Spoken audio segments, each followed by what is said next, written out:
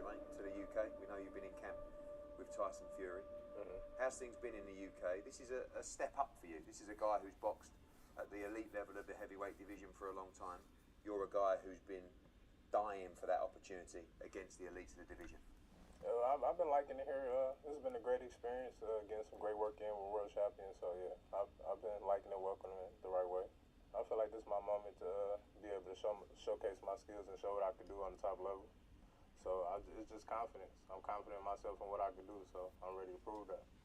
And this man, your opponent, November the 26th, you rate this guy. I saw your post last night about the uppercut that you've got coming for Dillian Whyte. Is that a thing? It's just one of my punches. I really don't. I'm not looking to capitalize off of what anybody else did. It's just something in my arsenal. So, you know, if it can be effective, I'm going to use it. Dillian, fresh challenge for you, unbeaten fighter. You've kind of been there before, haven't you, as like the underdog. I look at you in this fight and think you've actually got everything to lose in this fight. You take this guy seriously, you take this guy as a real threat. You think he's a big danger on November 26th? Yeah, I take him seriously. He's undefeated. Obviously, he's been through ups and downs. He's coming off all this other domestic stuff and other things in his personal life, so he's coming to fight and stuff. But I've seen a lot of Americans come here and talk shit that they're going to do this and they're going to do that and they're going to do this. A lot of people underestimate me all the time, so it's nothing new. So it's good, it's good, it's good. He's saying the right things. He ain't coming and saying, oh, I'm going to try and do this. He's saying, I'm going to knock him out, I'm going to do this, I'm going to do that. So that's even better for me, man. That's good for me, man, you know. New That's trainer good for me. in Buddy Yeah. I'm sure you've studied this guy as well. I'm not going to give too much away, but how do you respect him? How do you rate this guy's strengths and weaknesses? He's a good fighter. Like I say, listen, 21 guys tried to beat him, he's beating them all, but, you know, there's levels to this thing, and he will understand this, and you know me, I find a way to win. Whichever way, I got to get it, but I'm looking to knock him out, you know. I'm definitely looking to knock him out. I ain't brought a lot of rage to the ring in a long time. I think it's time to bring some rage back to the ring. Do you think that was a mistake in the Fury fight? That rage wasn't quite there? That fight was then, this is now. I don't really give a fuck about the Fury fight. You know, that happened. I wasn't myself, didn't perform the way I should.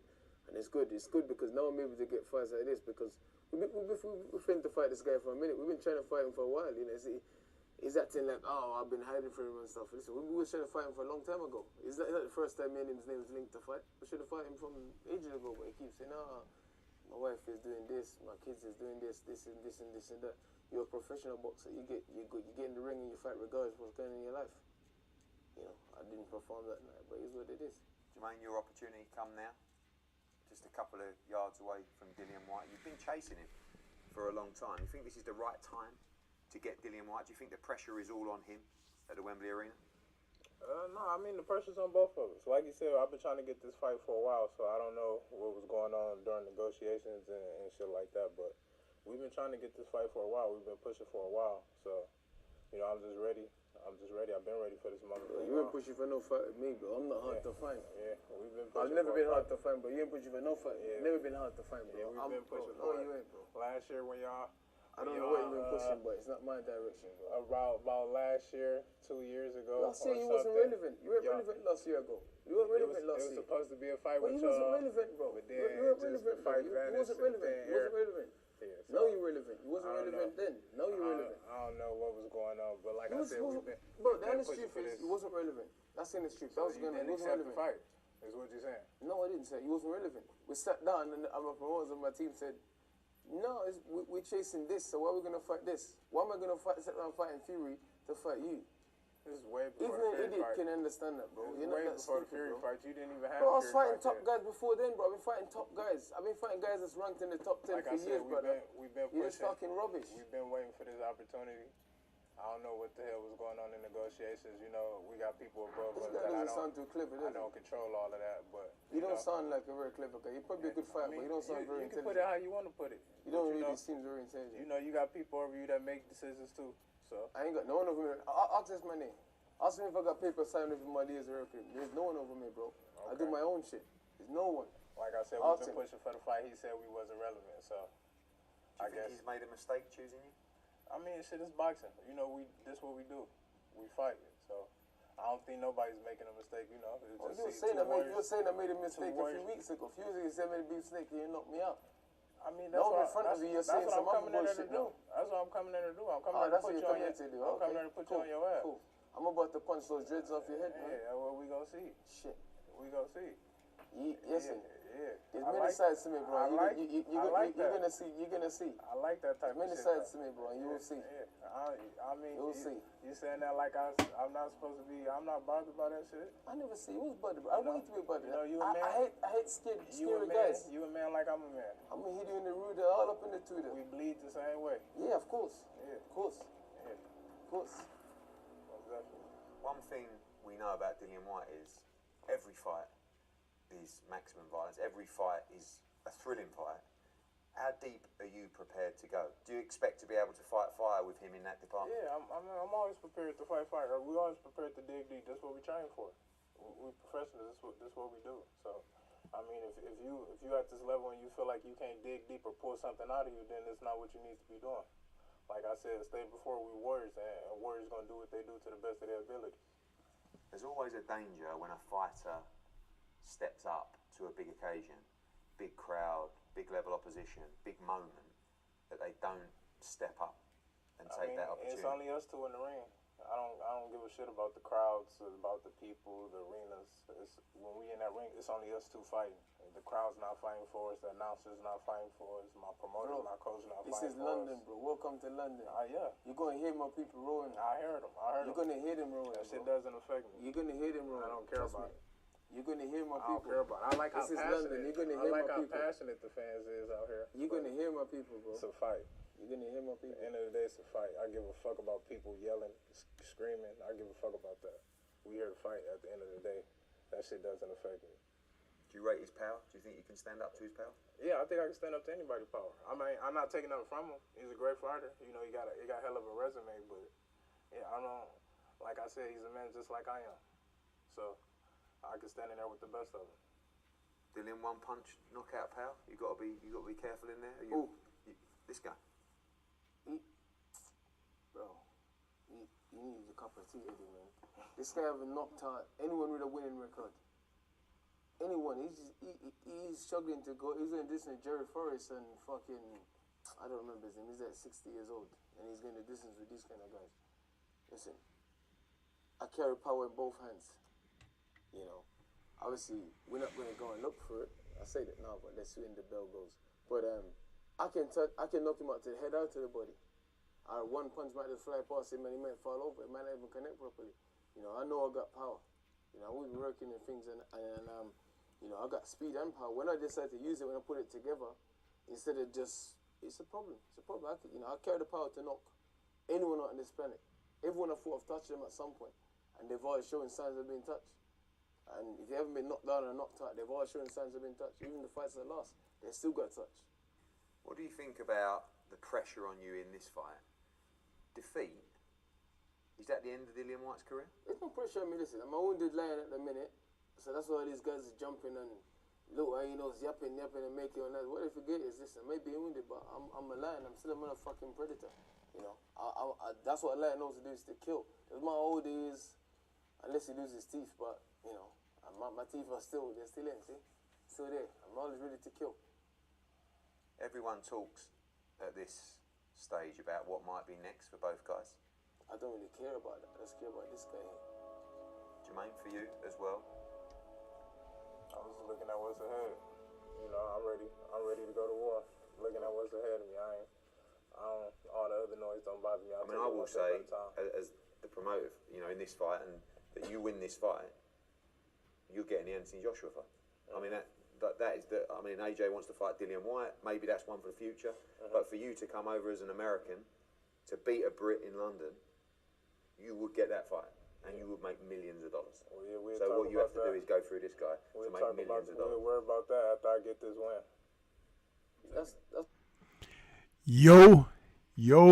Yo, what's good? What's good? It's Stormybman, and I am back. Fair use. Welcome to the Friday Night Chop Session with Stormybman for this Friday, November 25th, 2022. And this is number 178 in the series of Chop Sessions.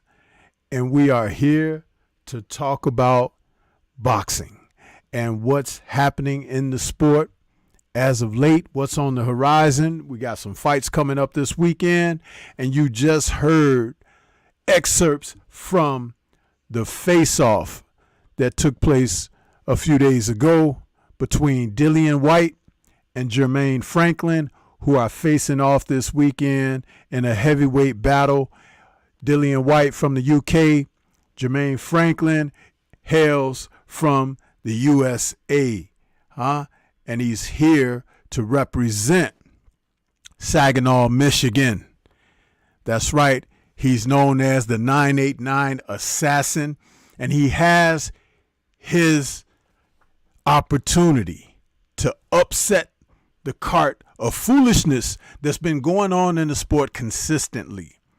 We hope that Jermaine Franklin can put it all together on this night and come home with the victory.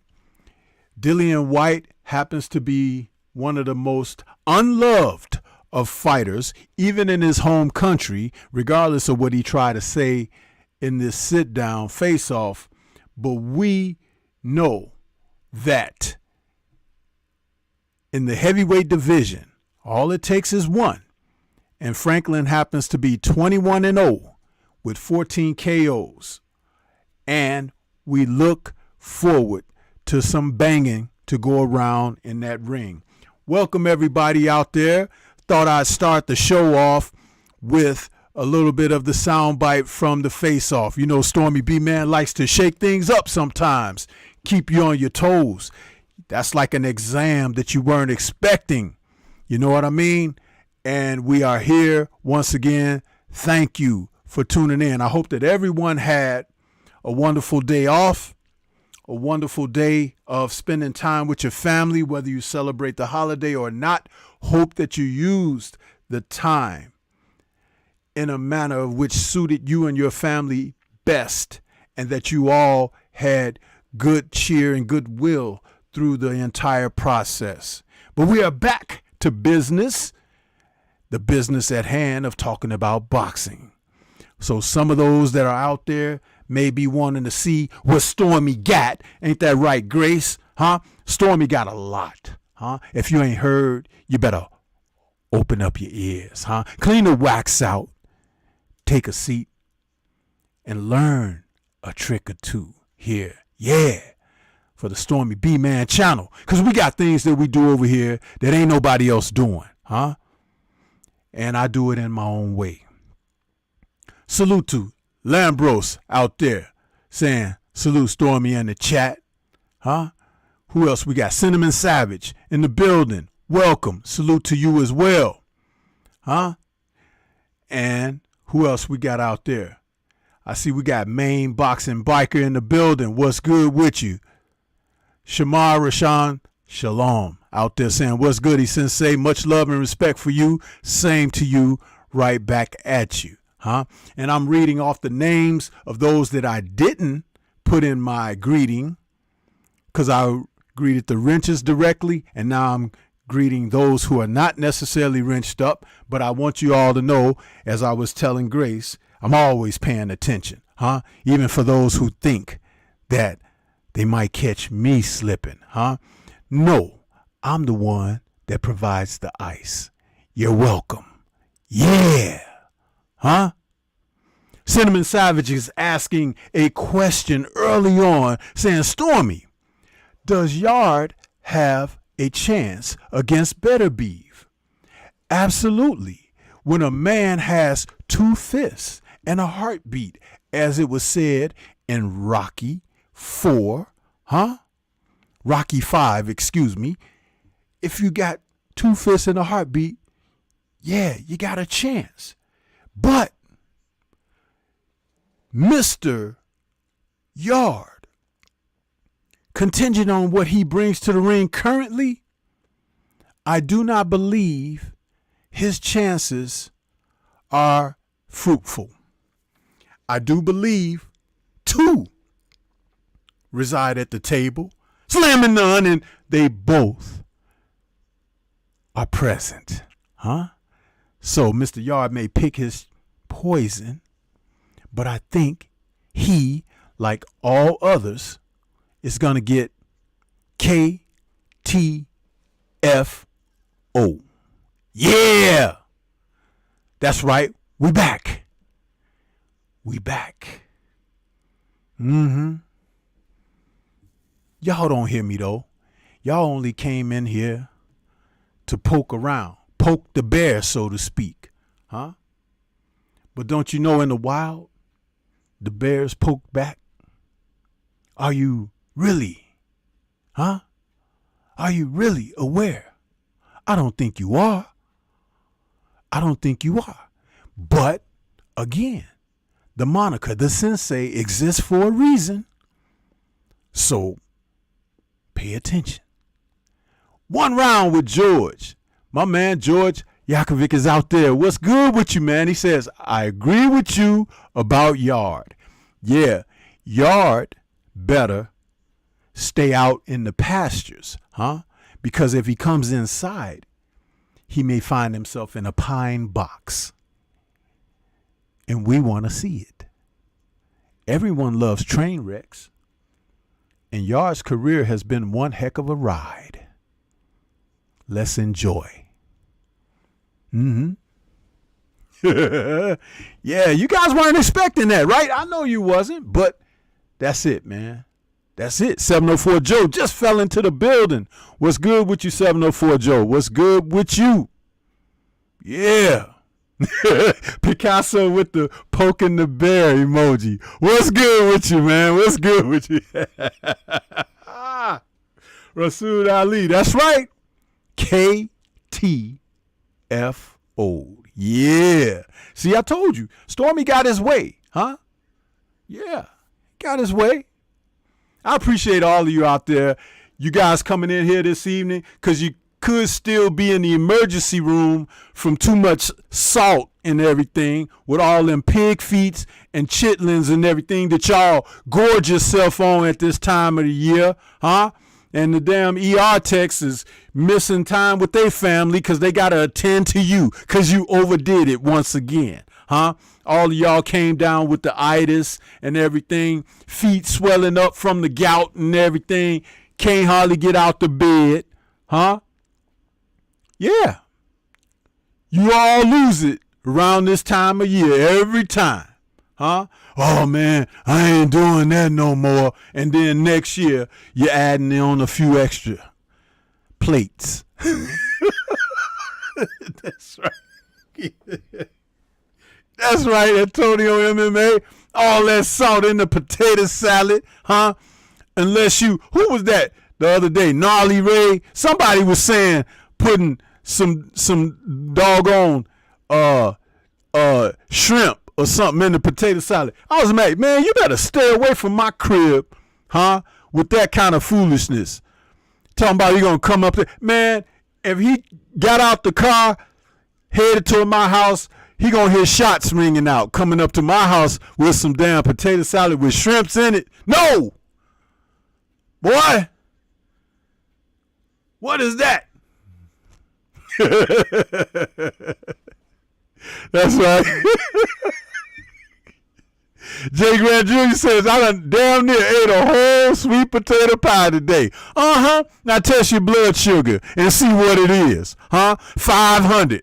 But you feel all right because you don't have no guilt. Huh? Just eating and eating and eating and pooting and eating and eating. There's something wrong, man. Pump the brakes. Huh? You're supposed to stop sometimes. Huh? Breathe. Huh? Come up for some air. Huh? Go take a walk around the block. The weather's nice. Huh? And you want to just eat. Oh, well, there still was some left, but I thought I would finish it. No! Have some self-control, will you? Huh? And I tried to tell you guys in the nicest way possible to leave them chitlins and stuff alone, but no, wouldn't listen to me, huh?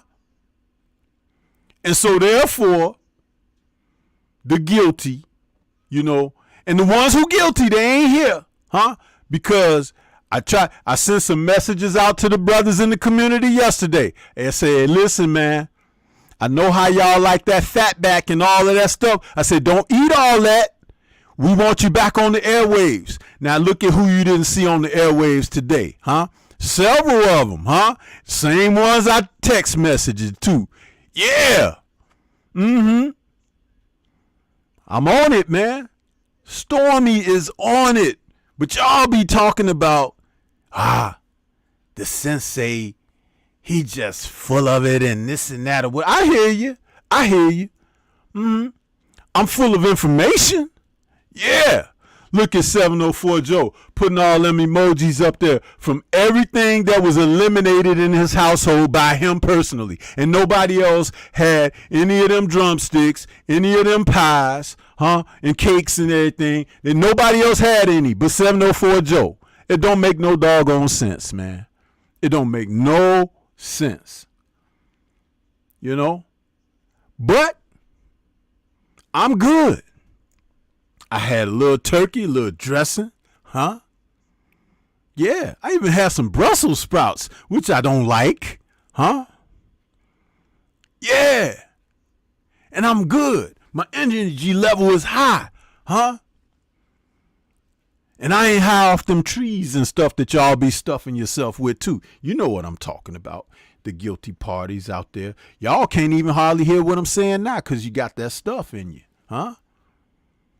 But if you free your mind, clean your blood, you might be all right. You might. I say might, because some of y'all ain't going to be all right still, Even with holy water, you ain't going to be all right. Yeah. I'm telling it like it is. Yeah.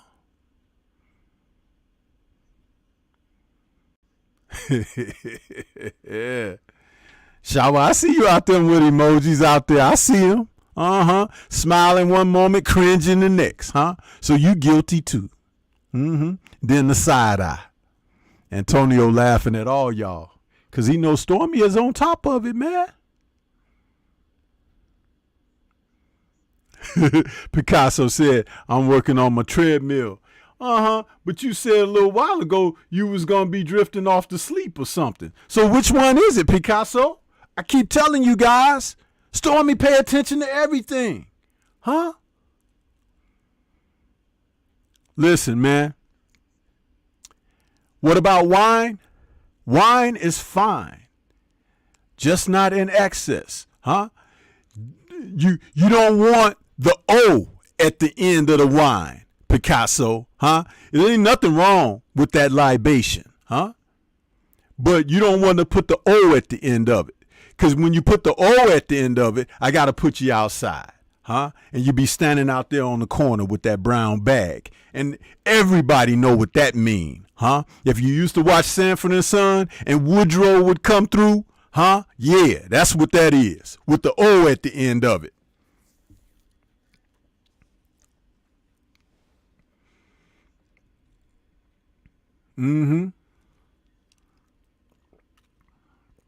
I tell you.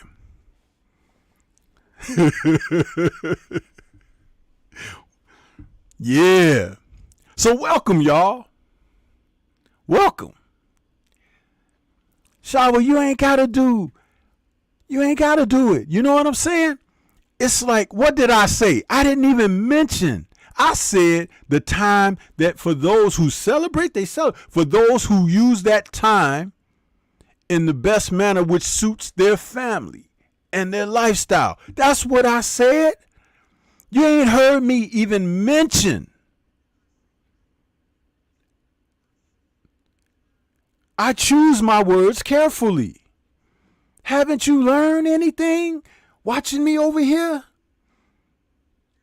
Yeah.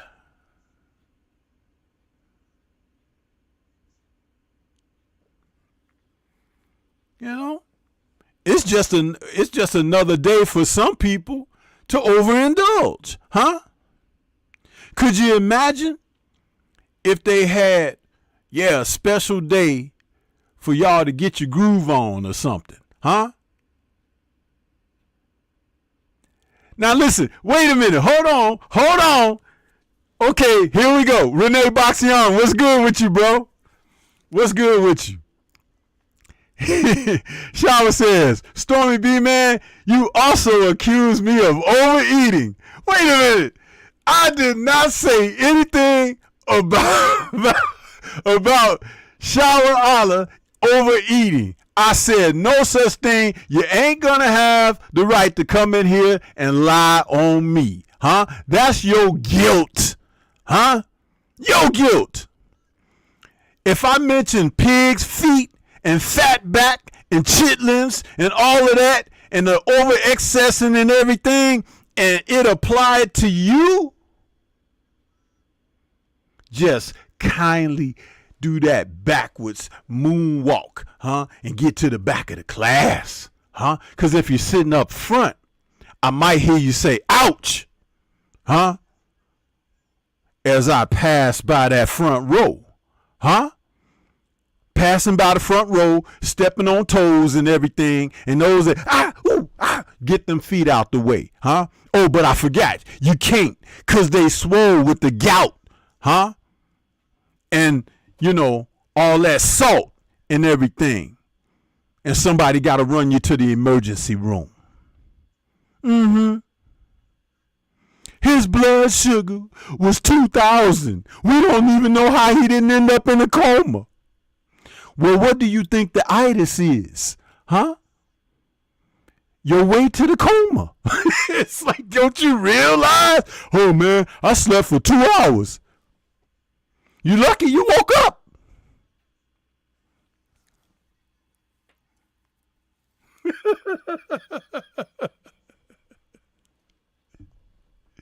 Listen, man.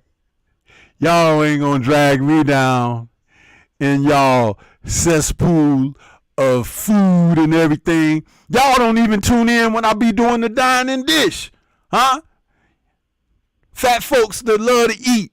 Y'all should be the main ones at the dining dish show. Where y'all be at? Huh? Mahari Nation, he came out there. He said, Stormy, when you gonna do one on desserts, man? I said, I'm gonna do one. And you know what? He tuned in the very day I did it. He had a great time because he likes desserts. Huh? Salute to Mahari Nation Sports Podcast. Yeah.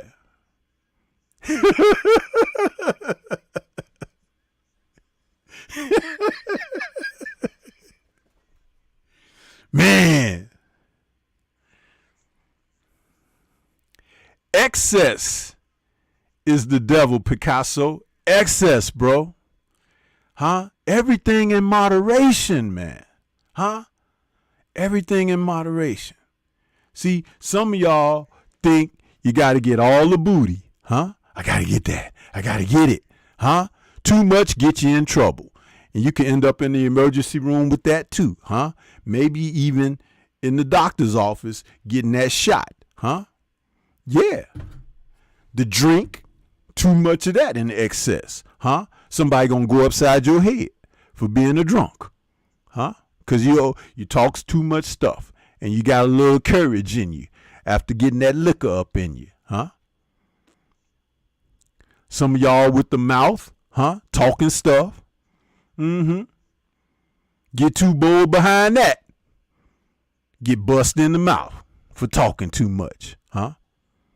That's when you have to come and learn how to bob and weave from Stormy B, man, so you can slip them shots and still be getting the shots off, if you understand what I'm saying.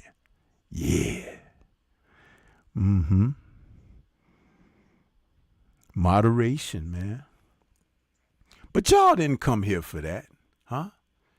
Y'all came here to complain. I know you did. You're complaining, huh? Because you ain't getting what you want.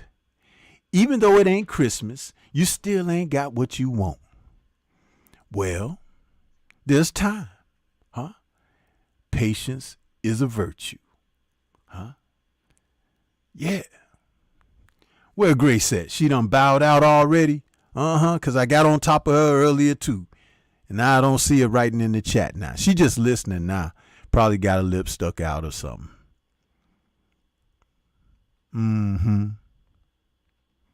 But back to Dillian White, huh? And Jermaine Franklin. That's tomorrow night on DAZN. I'm actually going to try to tune in and watch that because if Dillian gets beat again and hopefully knocked out with an uppercut again, I will never, ever, ever allow him to live that down. And boy, is he talking some Prince royalty stuff. We could tell that Jermaine is not the most, expressive guy when it comes to talking, gift of gab and things of that nature. But he from Saginaw, huh?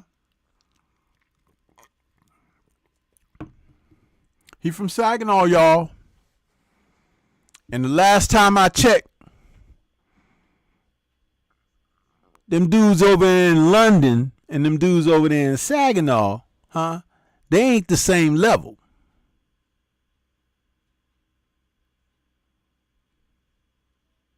Yeah. Renee says, I actually got Chinese food and just ordered some tacos for dinner. Oh, Renee, man, dude, everybody get your clothespins out to put over your nose for Renee Box Young, because he done had Chinese food and getting ready to eat some tacos. All of that, man, makes for diarrhea, huh? Renee Box Young, you need a girlfriend, bro. You need somebody to help you get some vegetables and stuff in your body, man. What's all of that stuff? Huh? Sewage running through your body like that. Yeah.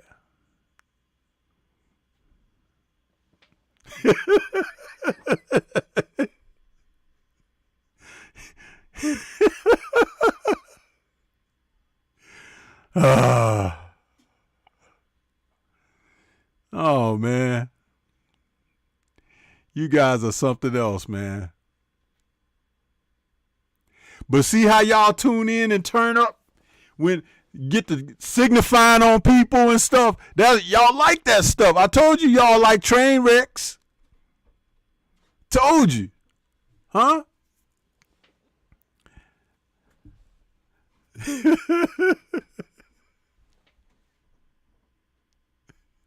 Listen, Shower, she's still trying to poke the bear. Stormy on one tonight. Edgar Chavez, what's up with you, man? What's good with you? Yeah, that's right, Jay Grant Jr. Straight liquid, huh? That boy gonna have to sit. He's sitting on the toilet right now listening to the show on his laptop. Huh? It's like with the sound on mute so you can't hear the liquid running.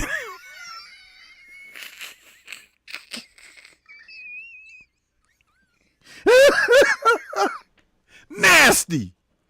Shame on you, man. Shame on you. Huh? Coming around here these parts. And it's the day after the, day of eating and everything, the feast. And you coming out there with that kind of stuff.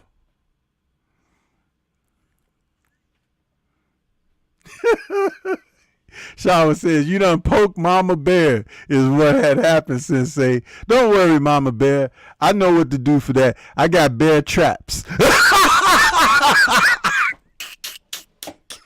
Snap. Bear traps. Like Wolverine up in this mug. Yeah.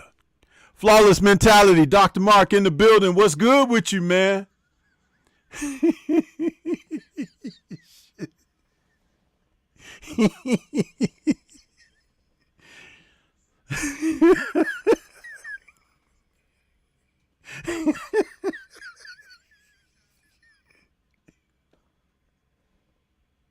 Man, y'all got me. When I had Dr. Mark cracking up, I really done went somewhere with this mess, man. But that's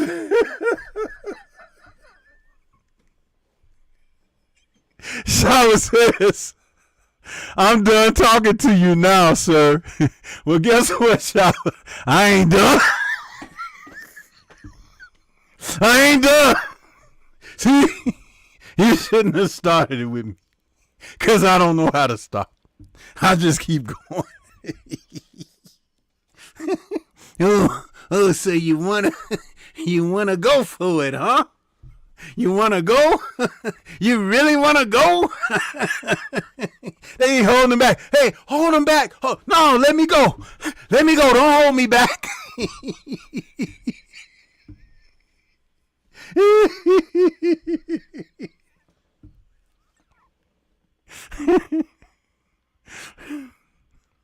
Man, y'all don't have no idea, man.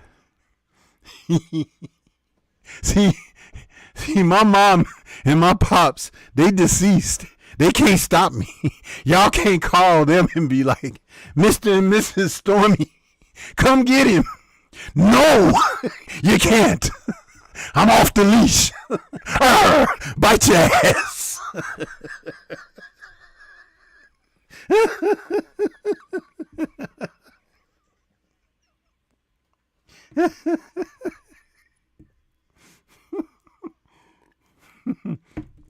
Oh, man.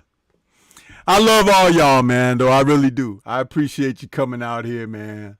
It's supposed to have a good time, laugh, you know what I mean? Get mad, laugh again, and get mad again, shower. But, hey, that's what we do. It's entertainment. Huh? It's entertainment. Wouldn't you rather laugh than just be sitting up here mad, thinking about Dillian White, hoping he get knocked the hell out again tomorrow? Huh? That's it. Yeah.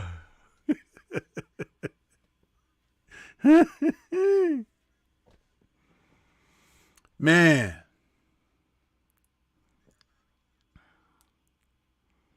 I tell you though. And I got some things to talk about. You know, I've been thinking about this stuff.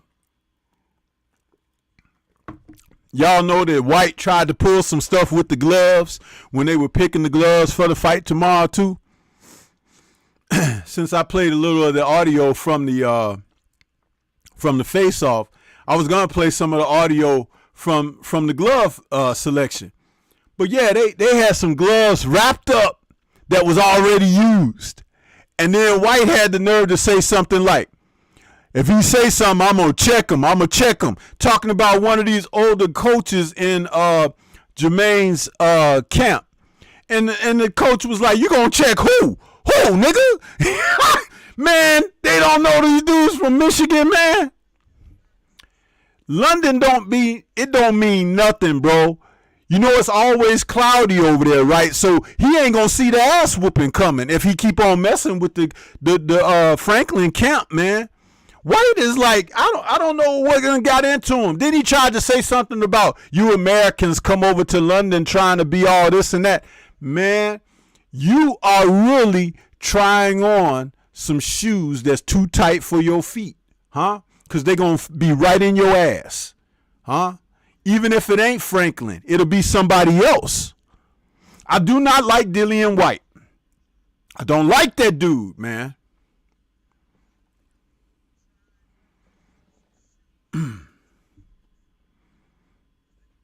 Yeah.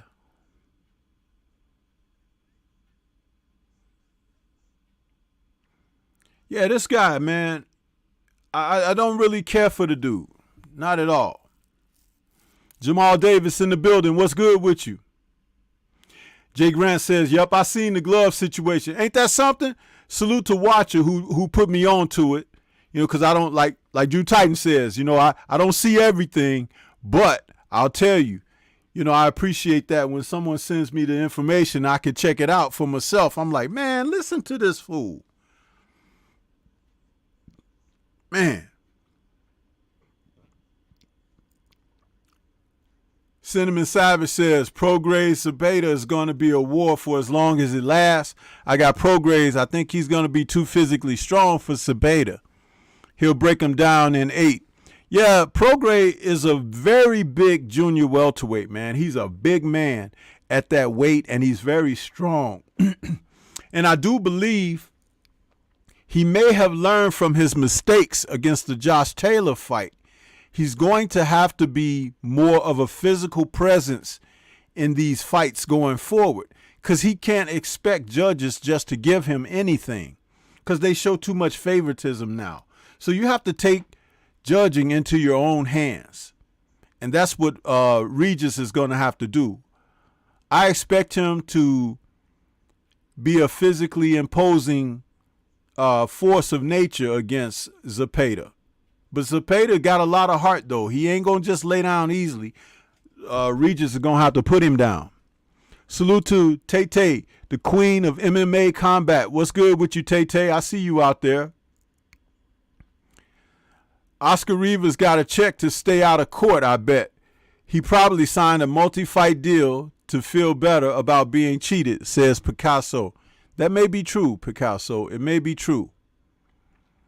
Williams, let's see. Oh, you guys are talking to each other. Teach says, salute, Stormybman. Salute to the chat. Yeah. Renee says, Progray is smart, fast, and packs a freaking punch. Yeah. Cinnamon Savage says, fact, Stormy. Yeah. Yeah, you see,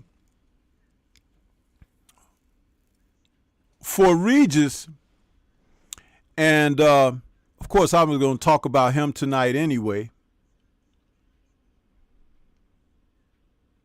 Regis is going to have to improve his approach to the fight.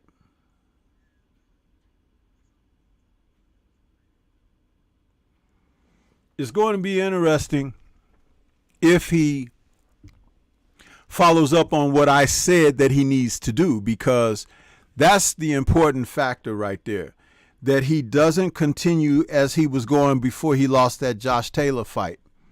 Because I remember going into the Taylor fight in that tournament, I stated that in order for him to come out successfully in that fight, regardless of whether you thought he won or not, he was going to have to do something that he hadn't done.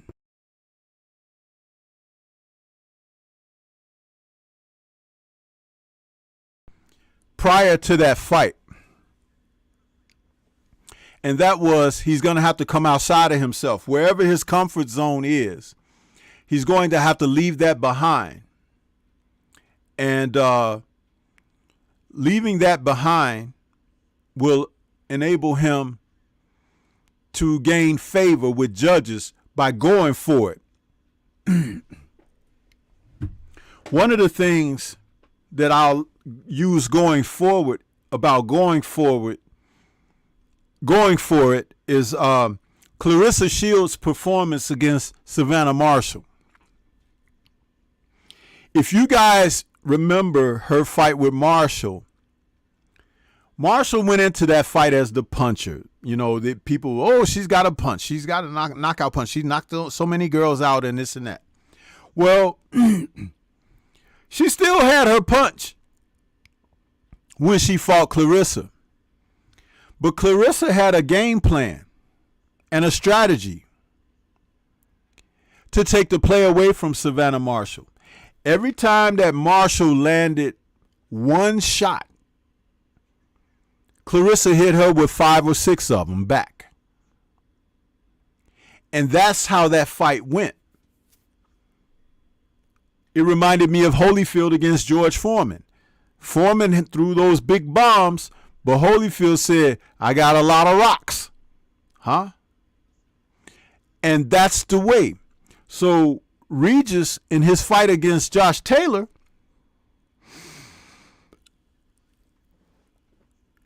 he fought okay, and if they were in Vegas, he could have got a decision possibly. But he was supposed to go for it against Taylor, and he didn't do that. And let me say this about any of these competing fighters of this modern era. If you leave the last round of a highly contested fight that's really close, and the final bell ends, and you aren't worn out, you're not exhausted, you're not like at that stage of like, man, I got nothing left, then you didn't give your all. Leave it all in the ring. Leave it all in there to gain the favor for the consideration of your efforts. That can't be dissuaded.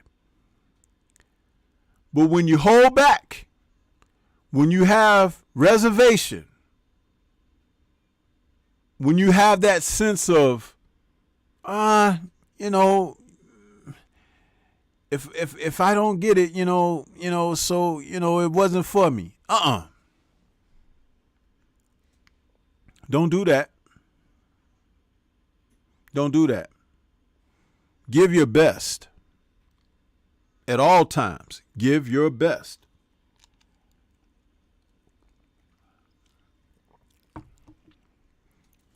See, you can't be like trying to think that someone's going to be looking at you. You put it all out there. Cinnamon Savage says, I felt like Taylor edged it out, but Prograis closed really strong. I wish he could have somehow started earlier.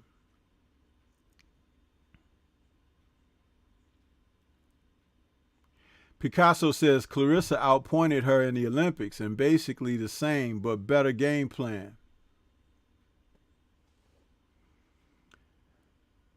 Mentu Bahotep says, salute Sensei, Regis didn't let his hands go enough against Taylor. Right, that's what I was saying.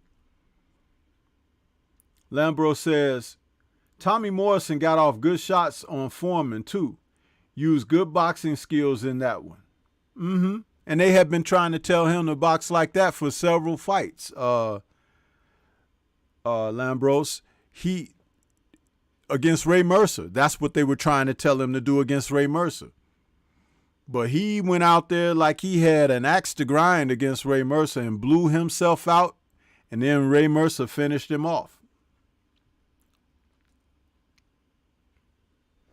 Cinnamon says, yes, sir. Even if you're dominating, you should close strong, just like Bivol did against Canelo. Exactly.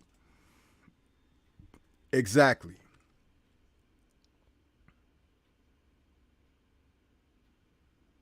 Yep.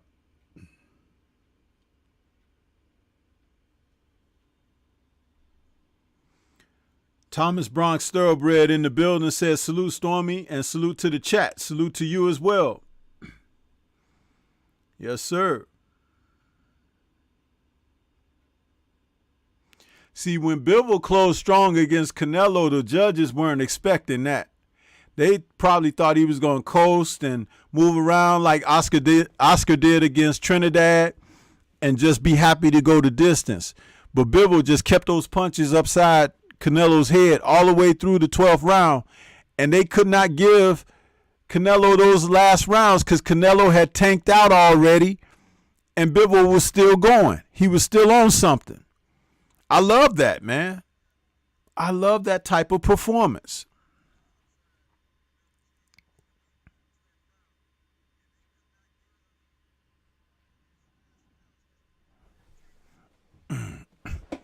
So, yeah, absolutely. There was supposed to be, and those judges, they gave Canelo early rounds. Like the first 4 out of 6 rounds, they were giving them to Canelo, even though he weren't winning those rounds. That's because they always have him in favor early. He already have judges in his pockets. That's why you got to start early against him.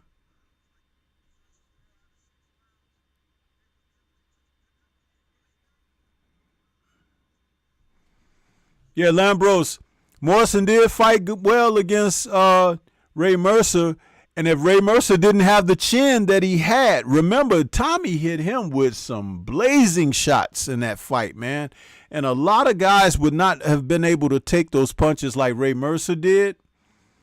And they were extremely powerful shots. And Ray Mercer could take it. Ray didn't even know he had that kind of chin. He just didn't know what else to do but to fight back. Salute to Andrew Charles in the building. I see you there. Lambro says, Bivol hit Canelo with so many shots. Canelo looked at the ref like, what the?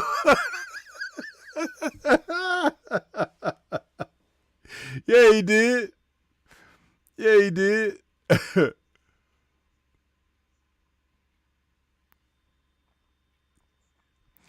Yeah, Cinnamon, you talking about Tommy's left hook. If you ever saw his fight with Razor Ruddock, and Razor had a good left himself, but did you see that left hook he hit Razor Ruddock with? It looked like Razor got shot with a cannon. The way he dropped to the canvas in that fight, man. He just couldn't get that shot off against Lennox Lewis. He telegraphed it too much.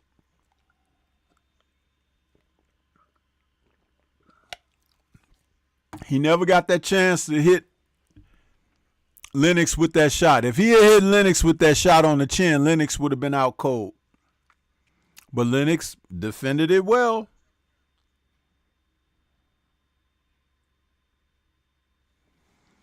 Cinnamon Savage is asking, who had the better chin, Stormy? Evander, Mercer, or Tua? Evander. Why do I say Evander? Because most of the heavyweights that Evander fought in his career outweighed him. Anywhere from 5 to 25 and sometimes a little more pounds than that. So Evander's chin held up. Just like Deontay fighting all these heavyweights that weigh 20, 30 pounds more than him. Same.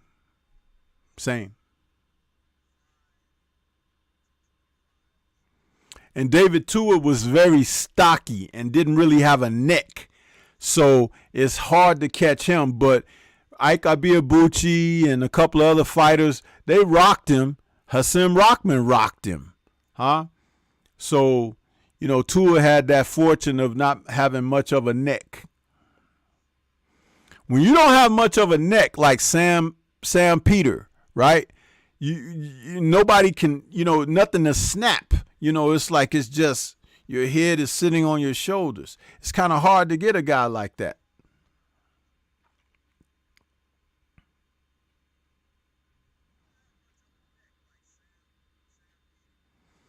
But see, a lot of people don't realize this, but Tua's weak spot was his body. Nobody ever tried to really go to his body. Lennox hit him down there a couple of times, which kept him from really going after Lennox big time, and that's what slowed him down. Lennox threw a couple of liver shots and a couple of shots to the breadbasket, and that kept Tua just standing on the outside, moving side to side like this, acting like he was going to huff and pluff and blow Lennox's house down. But he wasn't really going to do much more than that, but try every once in a while to wing a big left hook and hope to hell.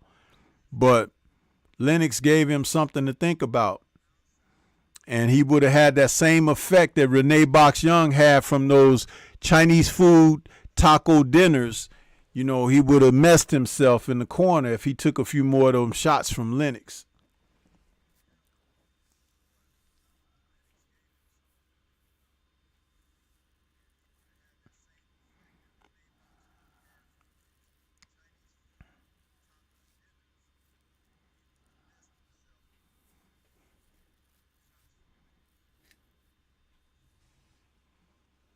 See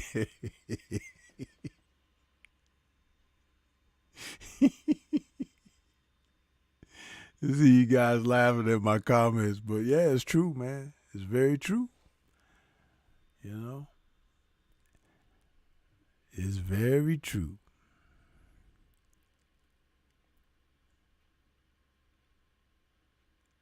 Did y'all get a chance to see that video Bill Haney put out where he called up Teofimo's dad and the dude wouldn't answer the phone? He let the phone go to voicemail. Now, he know it's Bill calling, right? Salute to Bill Haney, man. He's out there calling these guys. Y'all want to talk all that mess to the media and then don't want to really, show up. I'm telling you, man, this has got to be one of the weakest eras of boxing, watching some of these young men. And they're young. How old is T.O.? Like 23, 24 years old? Ridiculous.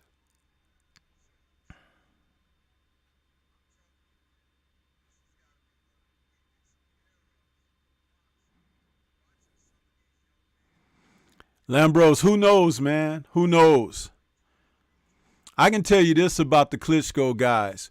When they fought in America, they took losses, got their asses whooped, got knocked down, knocked out, and stuff like that. But when they fought over in the UK, tell me why they beat everybody and cut them up real bad. Cuts. You see cuts everywhere on guys. Something funny, man. Something funny.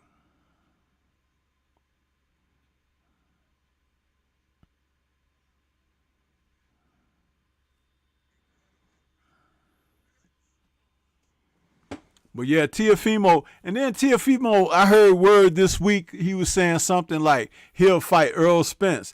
Ain't nobody want to see you fight Earl Spence. People want to see you fight Devin Haney. Get your ass in there with Devin Haney, bro. Ain't nobody caring about that. Get your ass back in there with Lomachenko. Huh? The two of you don't want to fight each other. Two chumps.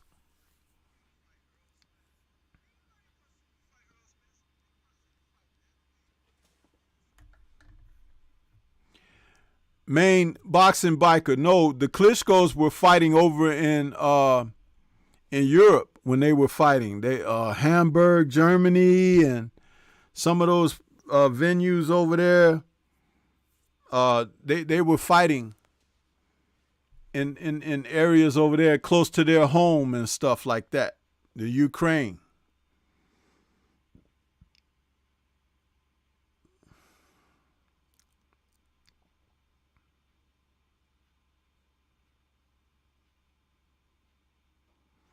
Shower, I tell you this, it's almost like they know that Earl has fire. He has something, you know. So to attach their name to his, even if there's no chance of it happening whatsoever, you know, remember, isn't that what that crazy boy was doing, Blair Cobb?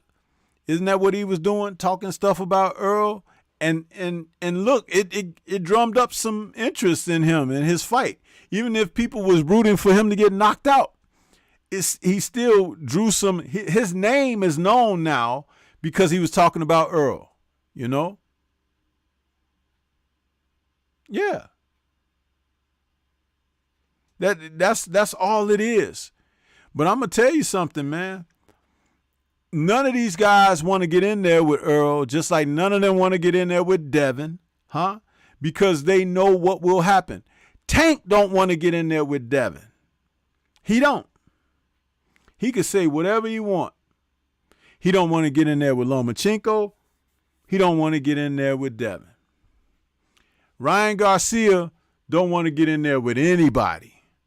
Ryan just want to ride this whole thing of fanfare and clout and everything as long as he can. Ryan is not a fighter, man. And you don't hear the ladies talk about him too much, so he might not be a lover either. And that's a shame because if anything, that's all he got is his fanfare because he ain't faring well in the ring, huh? Being knocked down by the likes of Luke Campbell Soup, huh?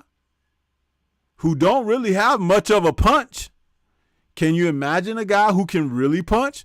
Put Ryan in there with Bozo Circus. Put him in there. Bozo Circus probably whoop his ass too.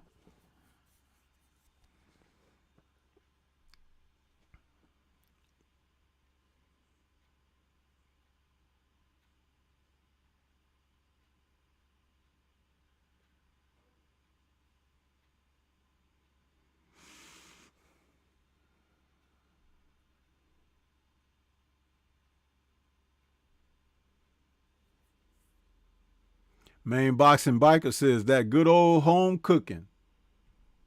Lambro says boxing reflects society. People say things on social media, play the victim when called out on it. Yeah. B. Brown is out there saying, Lit in November. Real talk, Stormybman. Jason says, Fury said the Klitschko brothers were cheaters like him, but no one says anything. Well, no one says anything about him either, except for us. Yeah. Cinnamon Savage says, Teofimo suffers from some serious delusions of grandeur. I hope that guy can get his mind right someday. That ain't gonna happen, Lambros. It ain't gonna happen. Want me to tell you why? Cinnamon Savage, the reason it ain't gonna happen was, didn't they catch him in one of them hookah bars smoking that shit? I keep telling you, for those who like to smoke, that's your thing, fine. But if you're a professional athlete, sports guy, and you got to take care of your body because your body is the tool of your trade, you don't need to be putting all these impure products in your body. Your brain cells ain't that damn good anyway if you're someone like T.O., and then you're getting hit upside the head in a sport that's high risk on your health. So you combined all of that shit together and you got a real shit show. No, man. It ain't gonna happen. Eventually, him and his dad gonna fall out and it's gonna be something they gonna be trying to kill each other. You watch what I'm saying to you.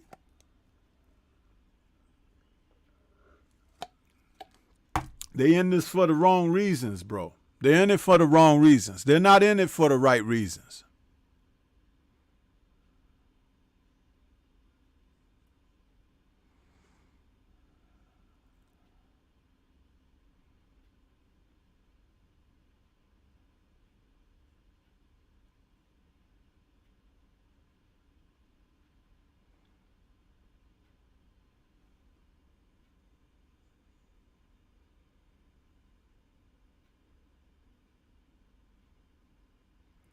Mental says, well, Sensei, Bill Haney said Ryan got some B in him. Yeah. Listen, Bill know the real. He's been around the real. Huh? He knows. And see, I'll tell you something. When someone like him says something like that, it can sound just like what everyone else says, right? But this is where you have discernment. You have to understand, this is a man who took his son over into Mexico when he was a young guy, teenager, to face off against men in a men's sport. He cut his teeth in the lion's den. A lot of these guys haven't cut their teeth in the lion's den. A lot of these guys haven't cut their teeth, but they show them, they be talking, huh?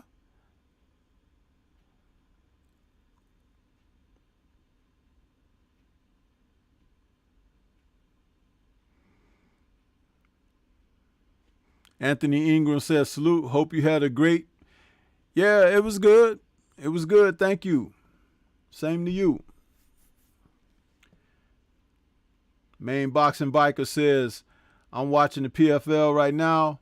One of them girls looking so thick and nice right now. Look here, Main Boxing Biker. See, that was wrong, man.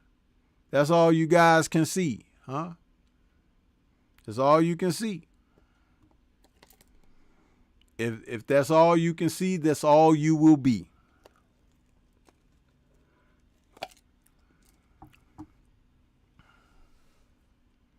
Combat Tool Bag, what's good with you? I see you out there. 704 Joe says, nobody wants to be great in boxing. No, the majority do not want to be great. There are a couple who are making their way toward greatness. One of them happens to be my number one Thunderous top 10 fighter, and that's Jermell Charlo. The guy is great. They don't want to say he's great. They don't like his personality. They don't like how he behaves and things of that nature. But when I focus on he being a professional fighter, he's exactly what I like out of my fighters. A guy who goes in there intense, planned up, tooled up, ready to roll and rock. And that's exactly what he does. And I respect the hell out of that. And he'll take on all comers.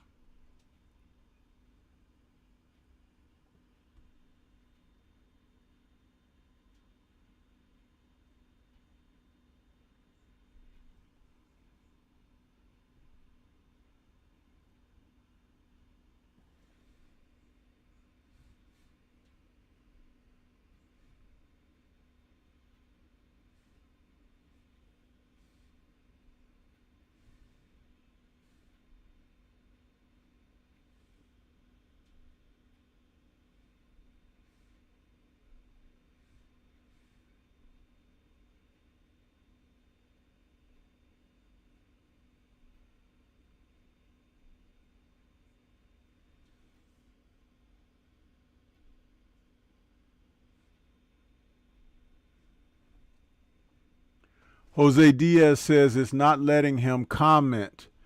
Well, Jose, you're not blocked. You are not blocked on my channel.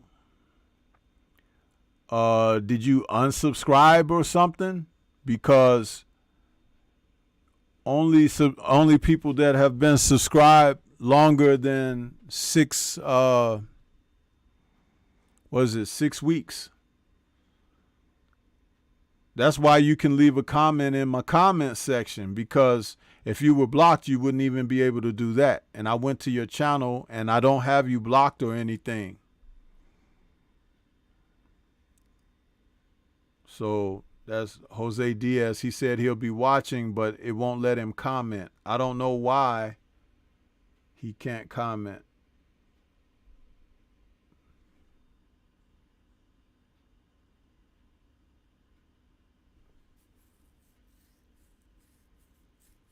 Lambro says greatness takes the willingness to take risk, i.e. Earl Spence, Haney, Boots, and Wilder.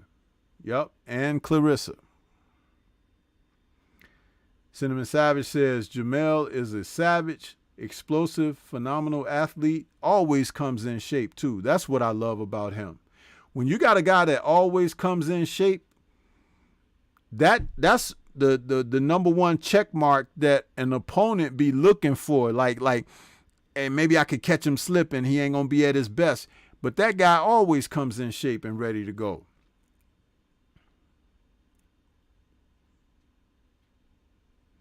Mahari Nation says, just wait until Devin Haney becomes big time like Mayweather.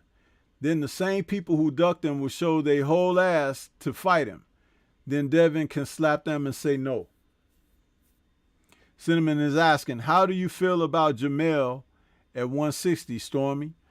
I don't worry about him at 160. Let him finish cleaning out these bums at 154 that claim that they want him, and let him give them exactly what they deserve. See, that's the thing. When you clean out a division, don't be in such a damn hurry to move up and fight other people and all of that stuff. Take care of your business. Marvin Hagler was the best at middleweight because he whooped everybody's ass at middleweight. He cleaned it all out. That's why Sugar Ray Leonard's victory over him really means something, because Hagler was the man. And when he was asked, would he like to go up to try to challenge Michael Spinks at 175, Hagler was like, no. He was like, I'm 160. And he didn't even fight at 160 most of the time. Hagler always weighed in under 160. He was like 156, 158, 157. You know, Hagler was a small middleweight in the terms of middleweight. So Mel, if he's 30 plus years old now and he's making that weight with no problem, why should he be in a hurry to move up to 160? His brother was probably a lot less disciplined than he, which is why he could move on up there. He probably liked to eat more than Mel. Mel probably was more disciplined in his watching what he eat, staying, you know. He probably liked if you wearing a certain waist size, huh? You wearing a 28 waist or a 32 waist or something like that. You probably like, oh, I want to stay at that. I remember Bernard Hopkins talking about that when he was a middleweight. He loved being a guy that had a 32, 34-inch waist, and he maintained it for a very long time.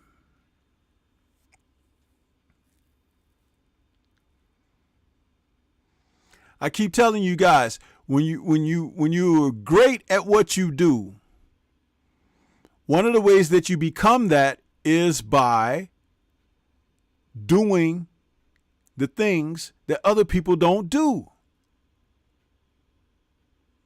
If Mel Charlo retires at 154, I would not be angry with him, because that will have shown me that he was definitely the best during his generation. No man test. Other guys bounce around and move up and stuff like that because they don't have the discipline. What do they say? Oh, my body's growing. No, your damn appetite is growing. Just like your appetite to spend out of the bank account, you spend at the restaurant too. Because you don't hire nutritionalists. You go out there and you're eating everywhere and you're doing everything and you're undisciplined.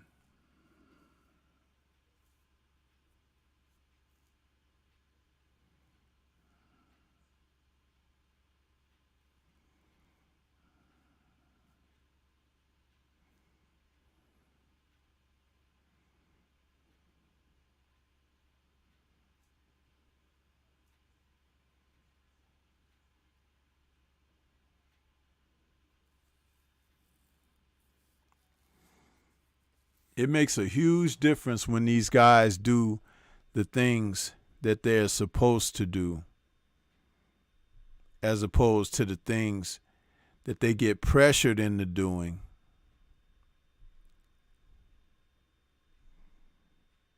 I love disciplined fighters.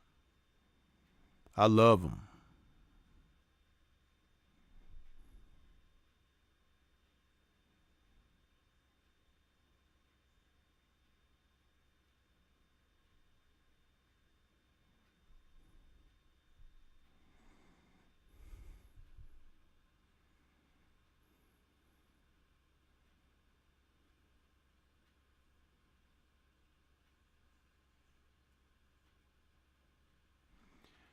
Well, Lambros, one of those fights against Taylor could have gone to him. And I think they pulled a Larry Holmes on Hopkins with that. They gave Taylor that decision because they just kind of wanted B-Hop up out of that division. But, you know, it's okay because, as you said, he went on to be dominant when he moved up from that point. You know, it makes a difference. When you can fight, you can fight. It don't matter where you fight at.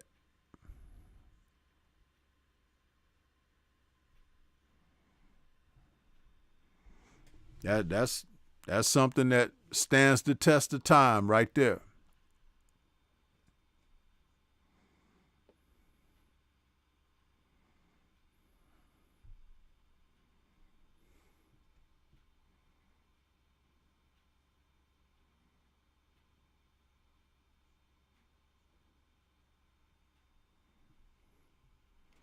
So let's talk about something else that's in the news lately, man. They got this fight on the horizon, talking about for possibly February, where Earl may face Keith Thurman. Now, I'm not a fan of Keith Thurman at all. Not a fan of him at all. And if this be what's on the horizon for Earl, and he wants to keep his belts intact, the possession of them, I'm not angry with him taking the fight against Thurman. What I don't like is how Thurman was allowed to avoid him and not give him the proper shot when he was pursuing.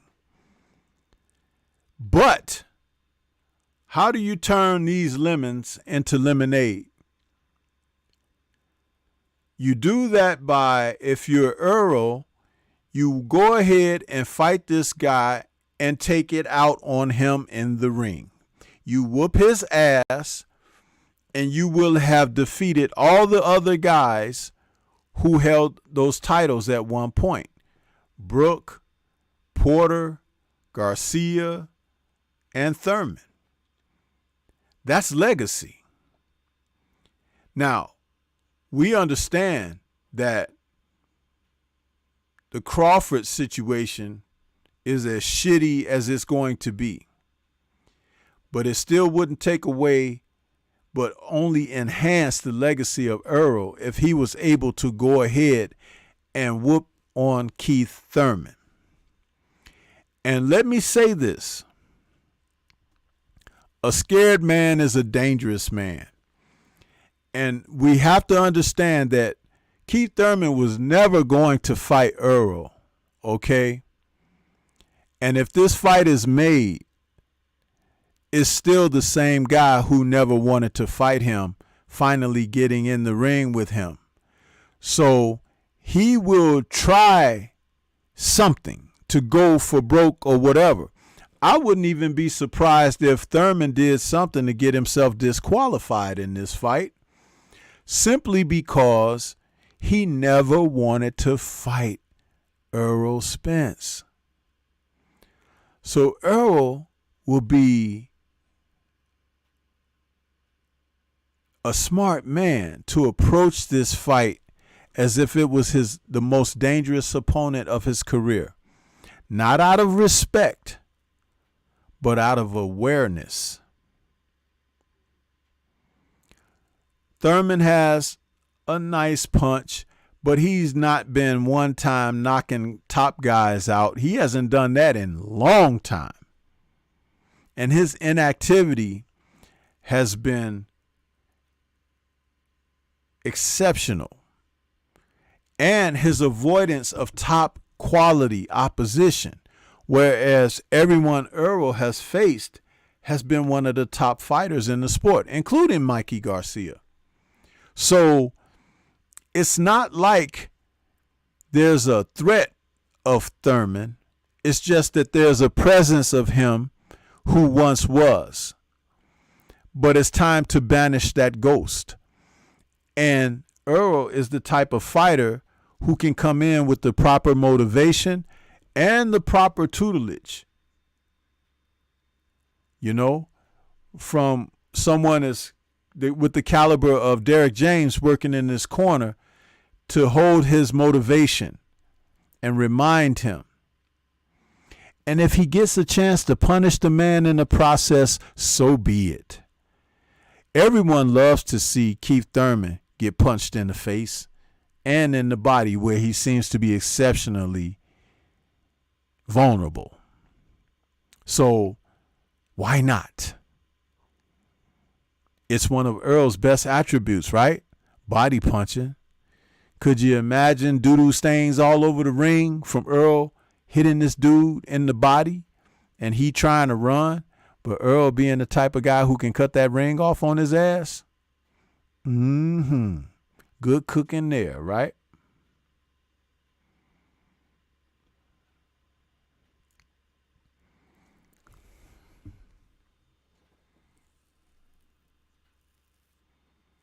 Yeah.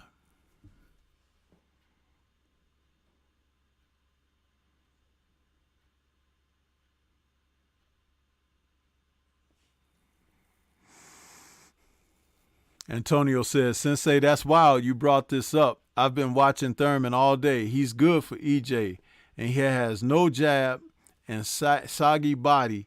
Man, he's not fundamentally sound at all. He throws from the hip. I like this for EJ. Yeah, it's a showcase, but the whole point of it is it's legacy.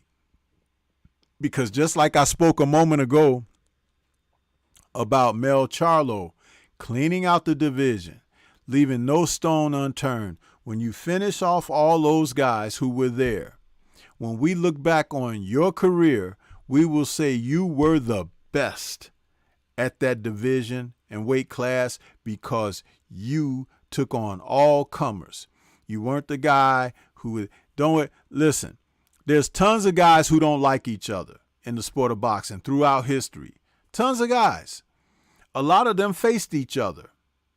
And you'll be surprised that some of the guys who had the most disdain and hate for the other guy and all of that weren't always the guys who won the fight.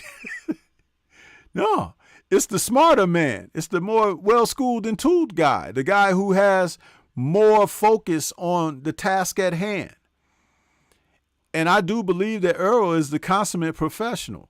What do he call himself? He likened himself to Tim Duncan, the big fundamental. When you got a guy that's a big fundamental like that, do people know how to handle a guy who is extremely fundamental? I'd like to pose that question to the chat. Yeah, that's a good one. I want to see what your answers are. How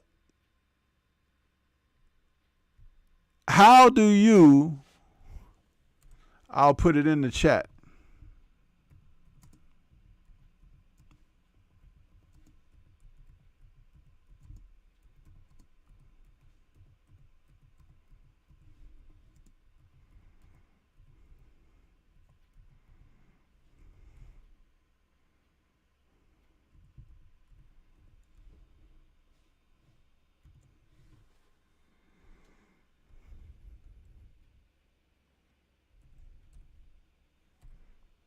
Let's see.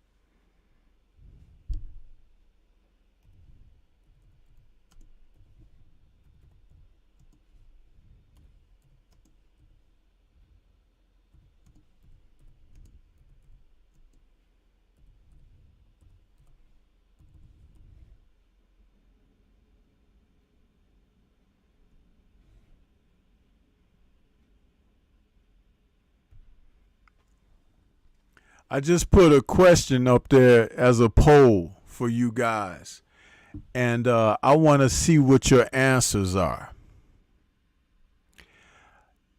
How do you handle an extremely fundamentalist fighter? I want to test your IQ on this, because this is important. This is important.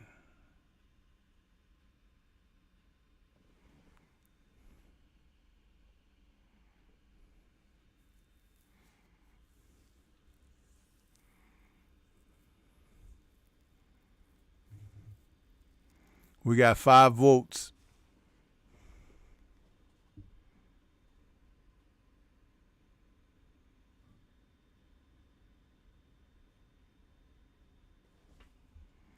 This is very important, people. You may not think it's as important as it is.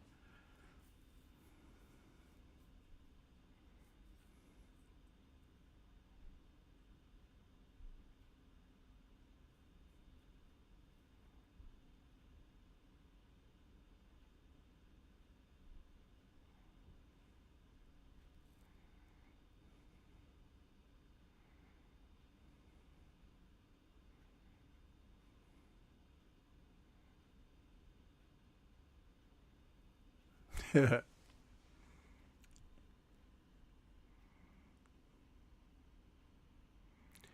are 2 answers on this poll that could be spot on. But one of them is definitely what you don't want to do.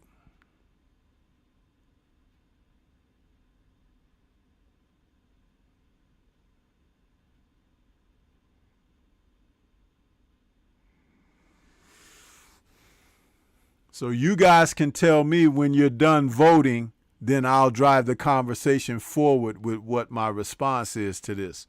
And this is how I would handle it if I were the coach and trainer facing a guy that was an extremely fundamentalist performing fighter.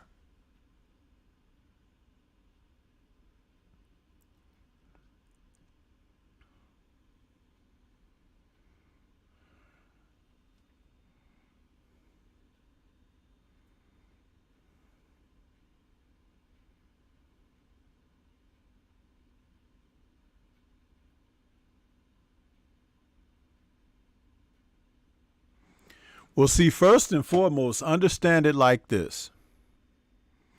A well-tooled and schooled fighter is going to be a person who can do a little bit of everything. That means you should be able to box. You should have a bit of a punch. You should be able to be mobile. You should be able to have defensive, responsible ability. You should also have ring IQ. You should be able to control and dictate the tempo of a fight, also with range. And you should be able to make adjustments within a fight. If something's just not going your way, to improvise or to fall on plan B or C, to do something that will put you in consideration for turning the corner, prevailing. Now, this does not happen with fighters who have not come up the correct way. If you've been brought along your path by fighting guys that you can knock out all the time, building and padding your record with knockouts, when have you learned how to fight? When have you learned how to pace yourself? When have you learned how to go the distance and have something for late in a fight? Because if you've gotten rid of everybody early, that means that you've never gone the distance. So how do you apply your trade if you haven't been placed in situations and circumstances to prevail? Think about this now.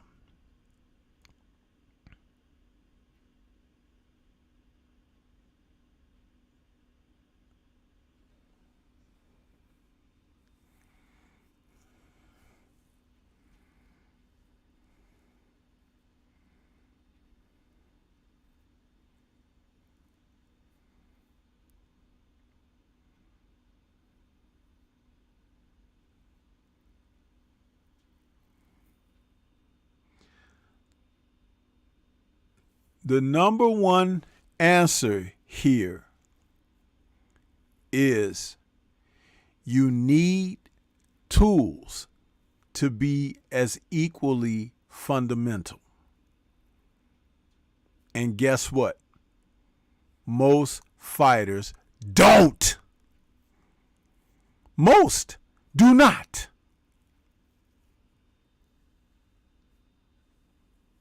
How about that, people?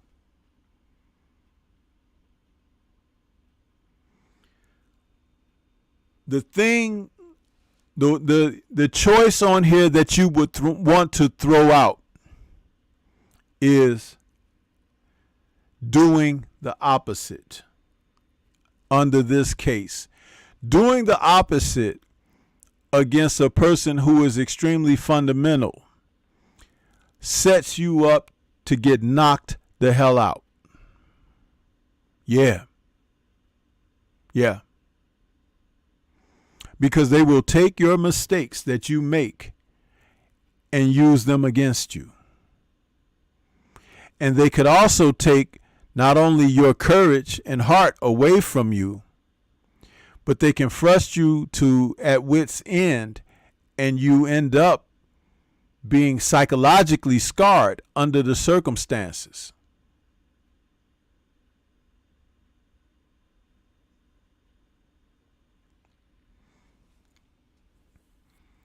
Now,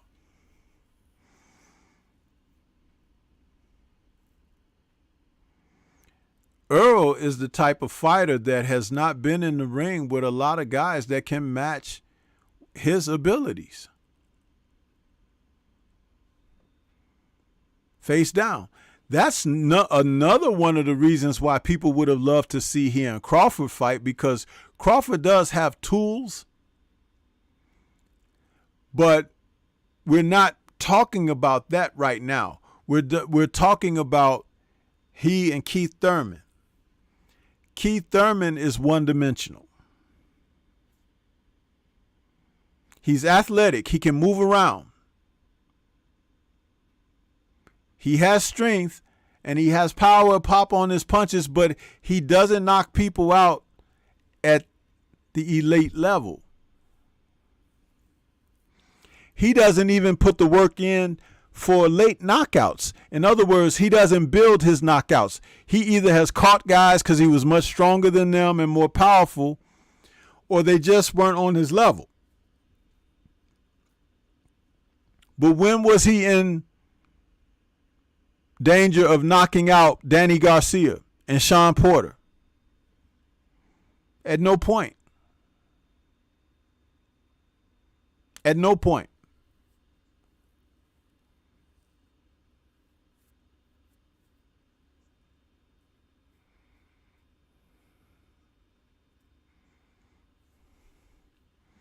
Cinnamon Savage is asking, if you were on Thurman's corner, Stormy, how would you approach this fight?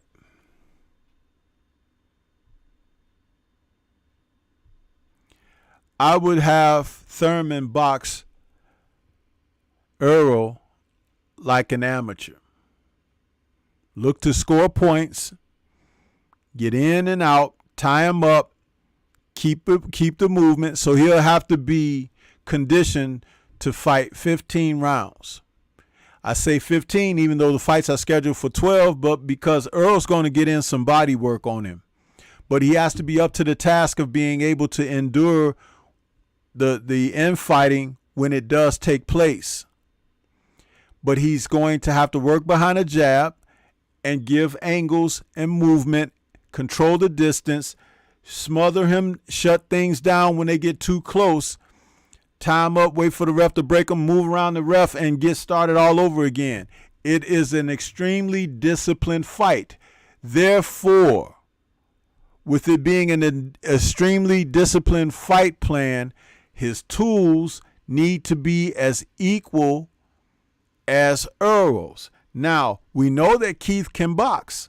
We know he has pop, but he has been very undisciplined in his career.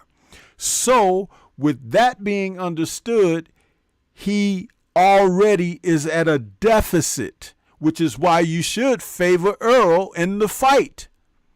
Keith would have to surprise you by doing something that he hasn't been disciplined in doing, which is why you heard me say earlier, a trainer like Derek James would take this situation and remind Earl of why and how and the way to defeat this man, because you take and use against him the things that he has let go by. Like he it's like when they say you have a talent but you don't cultivate it, you lose it.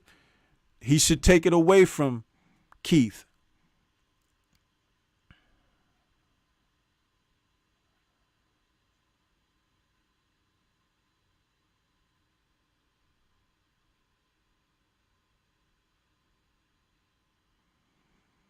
See, that's the type of thing that could make the fight better for Thurman, understanding those. But he's not as disciplined in that. Even if he listened to this and agreed to it and say, well, that guy Stormy, he made a good point, I'll try to implement that. You can't do that overnight.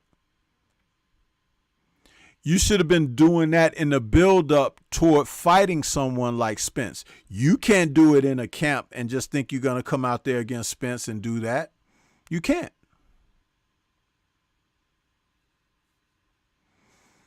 As they say, if it ain't in you, it ain't in you. Huh?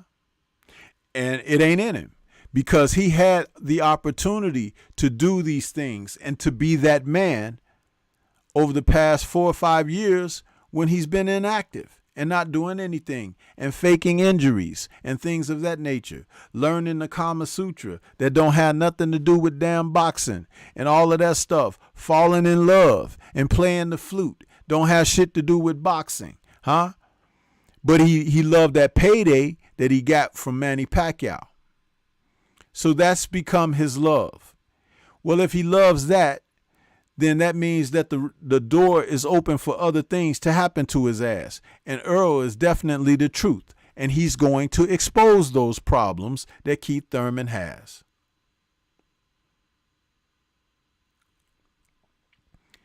Lambros, I don't like when you guys keep talking about someone getting caught too much and somebody got hit.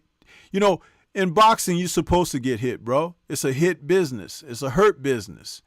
And a person that is just 1,000% clean, you don't see that all the time. Those are gifted people who are gifted in multi aspects of performing in the sport. But you're going to get hit in boxing. You're going to get hit. You know? So when you guys say this stuff about, like, I don't know what you're talking about when you say, oh, someone got hit too much and stuff like that. That sounds so like misunderstanding of what transpires in boxing.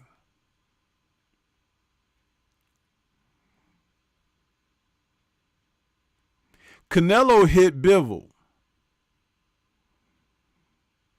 He hit him on the arms. He hit him in the body. But he didn't do anything to Bivol to take the play away from Bivol. Did Bivol get hit too much?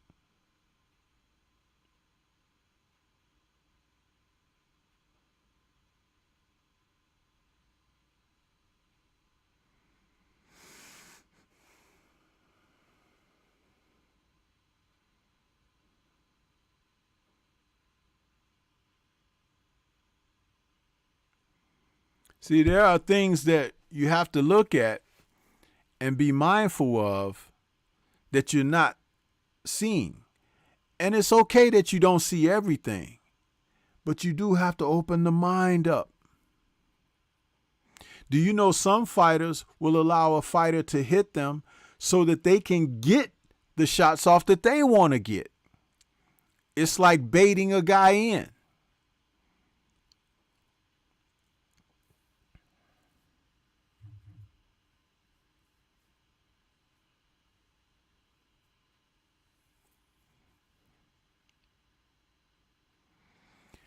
Remember, when you say easier fight, no fight is easy. Fighters can make a fight look easy, especially when they are prepared.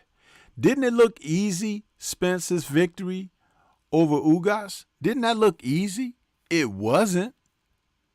Ugas came out with a tremendous game plan that Earl shut down in the first round. And what was amazing about it was that Ugas didn't have a plan B.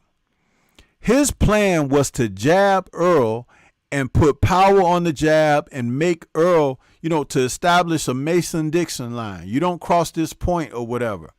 And after a few absorbing blows there, Earl started giving it right back to him and took the play away. It froze Ugas. Then Earl was able to step in and start doing other things. And Ugas had no answers. And that old ass relic of a trainer that he had, Ugas, had no other. It was like he didn't offer up any other tactics or anything. And I found that appalling because Ugas still could have done some different things. But by the time Earl was giving him the jab back, his response to that was to shell up. And what do you do for a shell to crack it? You work around the edges, huh? Work around the edges, start coming up the middle, huh? Exactly.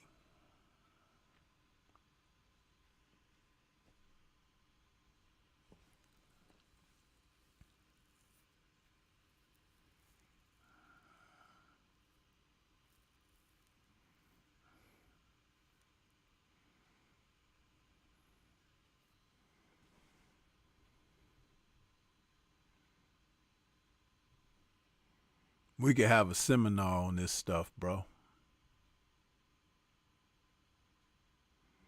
There's not enough fighters who are dedicated to their craft in order to get the type of results that are in demand.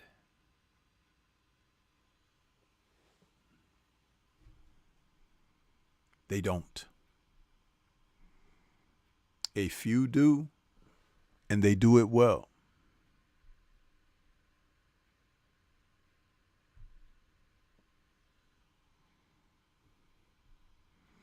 Let's move on. Also in the news this week was the report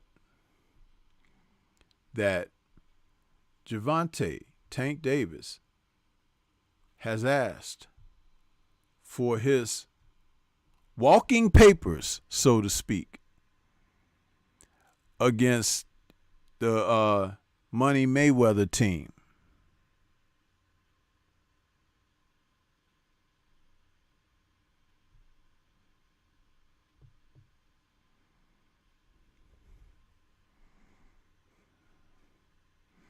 Yeah. There's trouble in paradise, huh?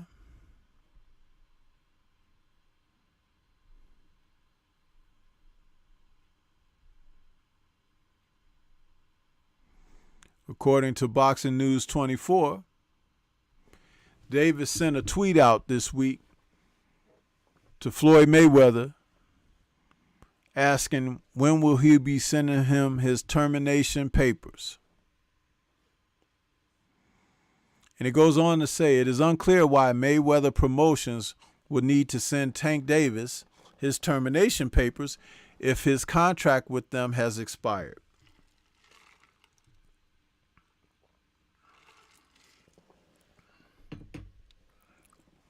When a contract expires, it's a different situation from when you're terminating.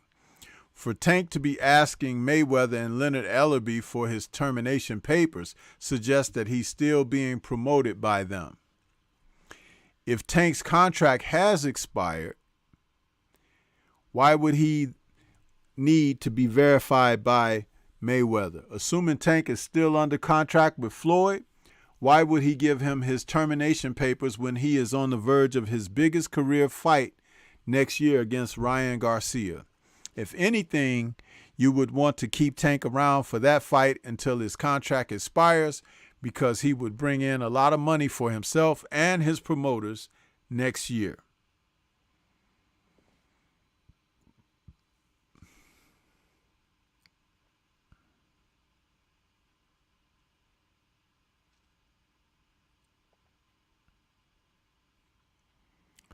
Ambrose, I'm moving on from that discussion on Thurman and Earl, because if you didn't catch what I said as I wrapped that up, you have to rewind, because I gave an example and I used Ugas as that. See, this is what I mean about paying attention. I say I could have a seminar on that kind of stuff. I don't like repeating, but I said it clearly so that it could be understood.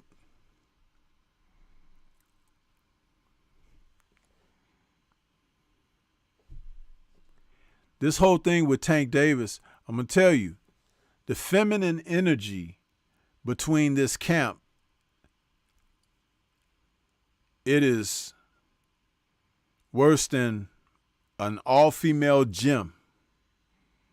It's really bad. These guys are atrocious. Mayweather, Ellerbe, Tank Davis. When they all gonna put on their Mary J. Blige riding boots and their Elton John glasses with Ellerbe and Tank Davis running around here tweeting and deleting tweets like a disgruntled female, it's ridiculous.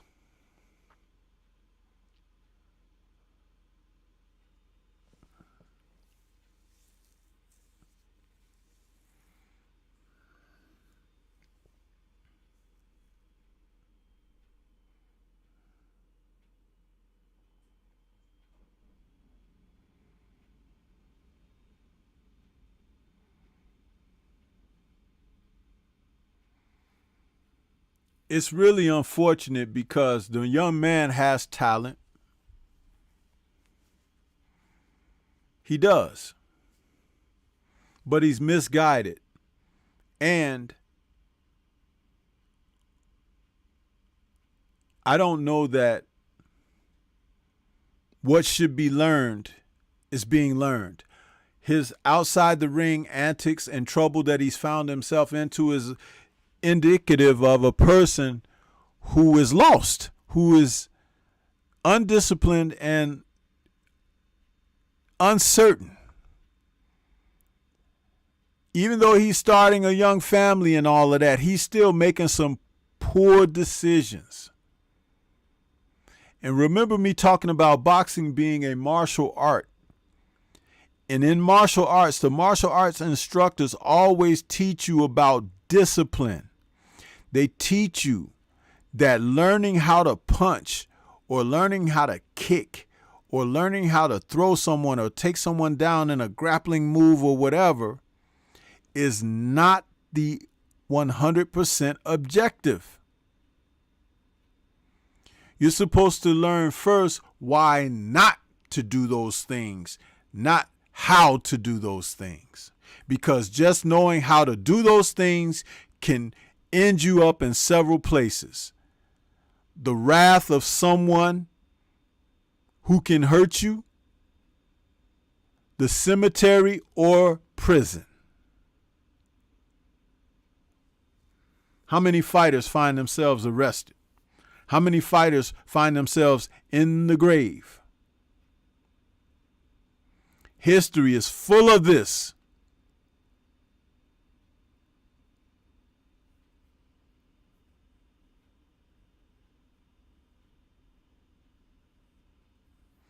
Antonio, you cannot assist someone in being better if you aren't. You feel me? You cannot assist someone at being better if you aren't.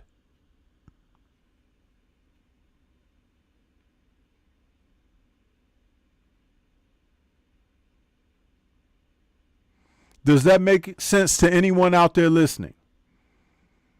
Does that make sense to anyone out there listening?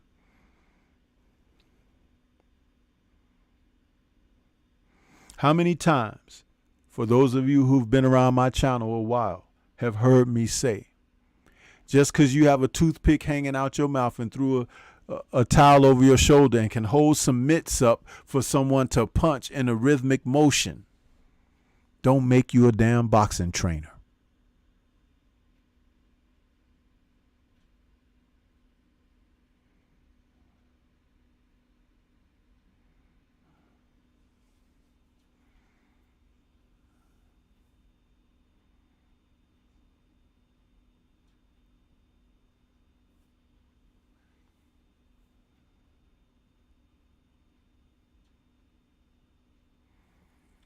IGM Tim. Floyd is immature his damn self. Feminine energy is resonating from this man. Always have. It's been a severe shortcoming that no one in the ring was able to capitalize on. But they didn't have a sensei, okay, to teach these things. Because Floyd is definitely of the ilk of someone who could self-explode. You can bring it out of him because it's just beneath the surface. He's fragile. But y'all think he's strong. The only thing that has been strong is the bank account. But what about the substance of the individual? Didn't I just have that poll up there about how to deal with an extreme fundamentalist? Floyd was fundamental. I said you would need tools to be equally so.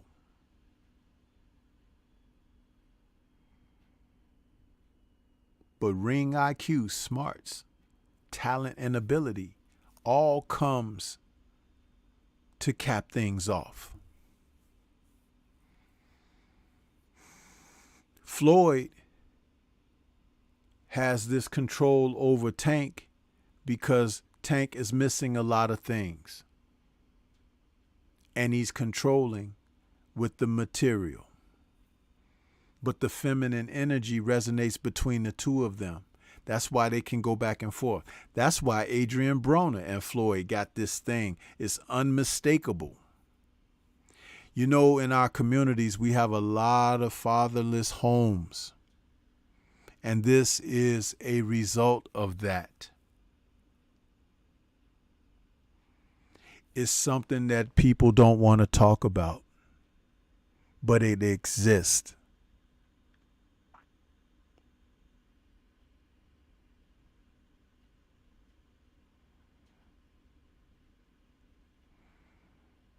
Having muscles, having a mustache, having a penis don't make you a man.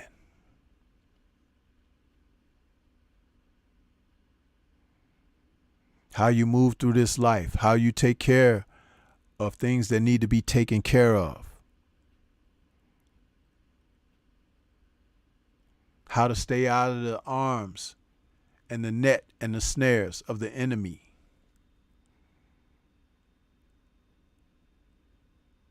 Can define what type of man you are.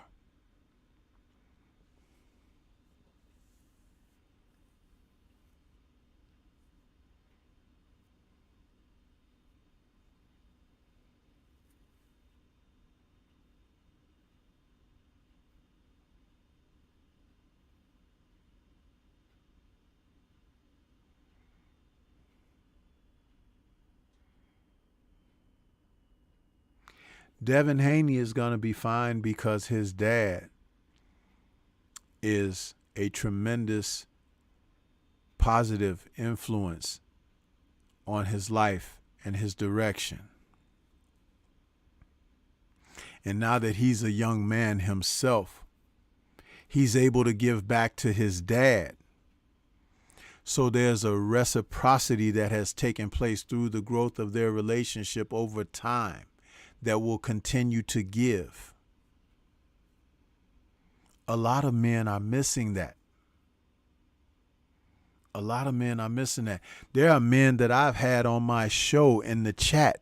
When I start talking about father, son, circumstances and everything, there are men who have written in the chat, I didn't have a relationship with my dad. Me and my dad don't get along, and so forth and so on. And they say these things like, my name is Joe Blow. Well, that's unfortunate. But you still have to find a way to attach yourself to something progressive in life instead of attaching yourself to what's missing.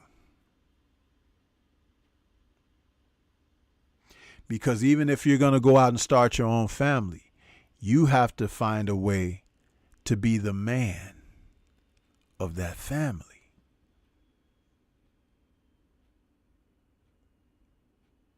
Are you going to repeat what your dad did?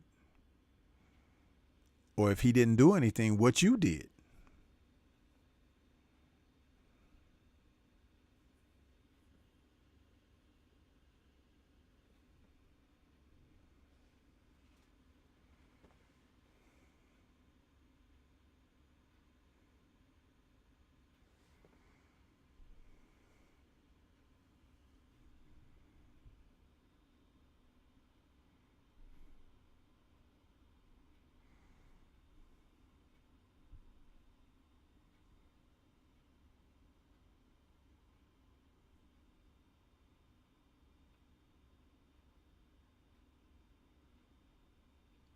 A teacher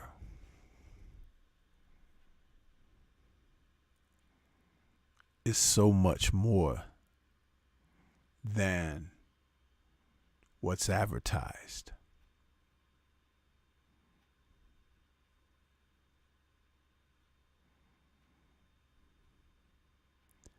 But a student is even more significant.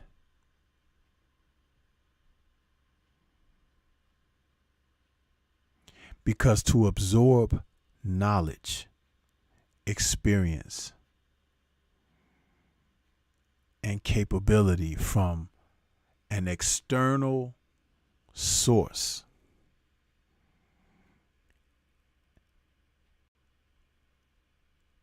is a means of providing advancement, progression, and if you're smart, gratification.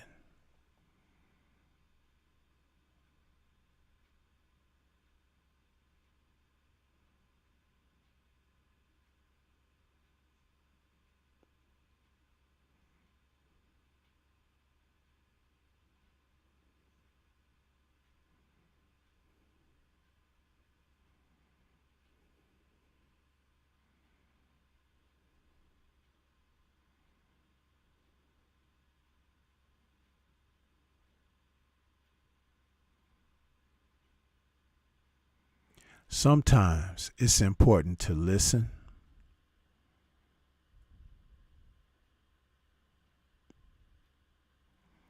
and other times it's important to be heard. But you have to understand that the universe offers balance.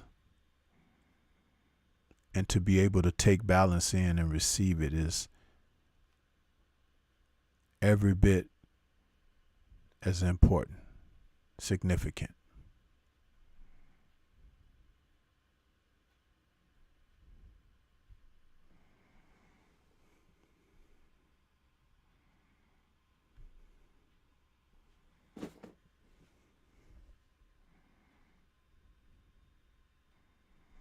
I try to do my best when I come on here and represent.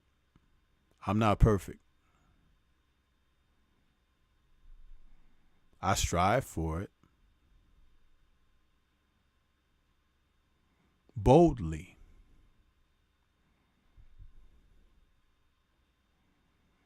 But I also stay within a certain framework and understand that there are boundaries. And it's always nice to press the boundaries, to press against the envelope. You know, fish do that. They swim beneath the surface. But every once in a while, they'll jump out of the water. Huh? Go right back down. That's pressing the envelope. Nature.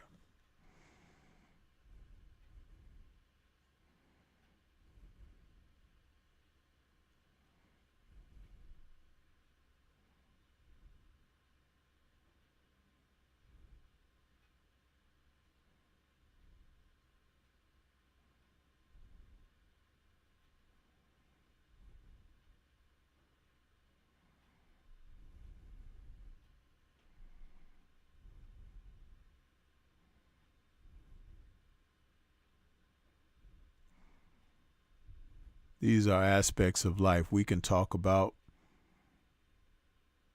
The points don't need to be drilled, but they should never be forgotten.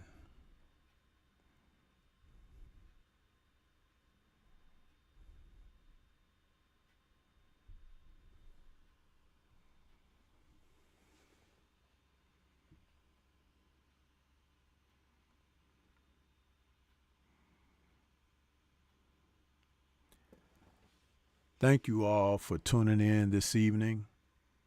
It's been a fast 2 hours. Man, very quickly. Friday night chop session, number 178. I didn't title this episode, so it's just what it is, number 178. Shout out to the mighty LDBC. Appreciate you all. Peace to everyone out there. Everyone, please remain safe, and we'll catch you guys on the next one.